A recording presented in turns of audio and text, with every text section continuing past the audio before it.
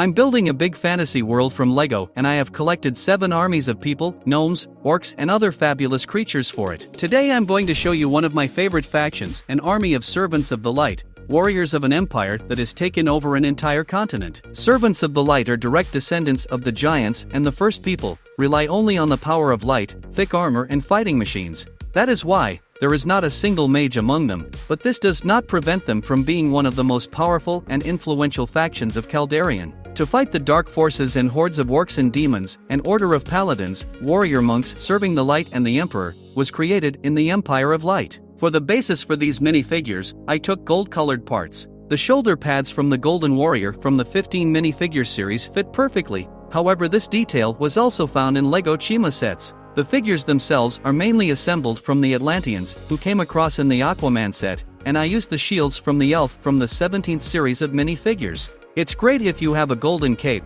like the old Luke from Star Wars, but it's hard to find. But it is easier to assemble such a weapon. I took all the details for the mace from the Ninjago series. More recently, gnomes have appeared in my army of light, living in the mines of high mountains in the north of the empire. After I was lucky enough to buy a set of Bat Knights from Series 19 right away, I was able to assemble a whole squad of dwarves using chainmail print torsos and shoulder pieces from a set of medieval forges, Lego Ideas. When assembling gnomes, the main difficulty is finding the right amount of beards and small legs. However, thanks to this, the gnomes are diverse and each of the heroes has its own personality. So I used various parts from Ninjaga, even a torso from Naya from the recent season came in handy. The shoulder pads from the Nexo Knight series look great paired with the hammer from my last video, and the dwarves look best with the round, gray shields that can also be found in Ninjago sets. I think I managed to collect good gnomes and I hope their number in the Army of Light will only grow. However, these are not the only representatives of this race living on the lands of Caldarian, but I will show them in another video.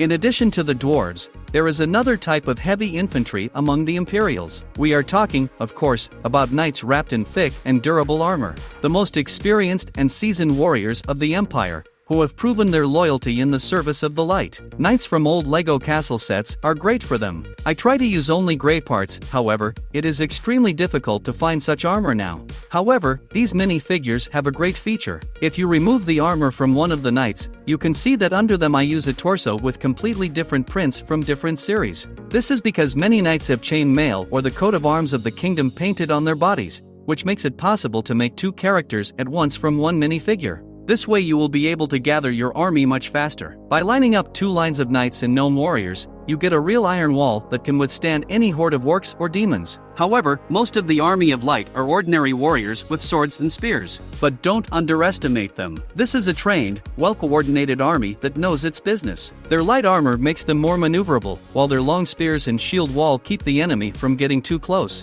However, collecting such figures is no easier than armored knights. Such helmets are less common, and to make pikemen, you need a lot of shields from castle sets and hilts from Jedi swords. But in addition to pikemen, there are also ordinary foot soldiers standing in the second rank. Details from all other minifigures are suitable for them, and these are the most popular figures of knights from the old sets of the Castle series. I was very lucky to find banners and flags from the Kingdom of Night series, went on sale more than 15 years ago. They fit perfectly into the Army of Light and now it has its own standard bearer. Least of all among the Imperials now shooters. For them, I use only one type of torsos with a shoulder belt. It is very similar to a quiver belt and thus, the arrows look more realistic. As a weapon, I decided to use crossbows, as more technologically advanced and heavy equipment.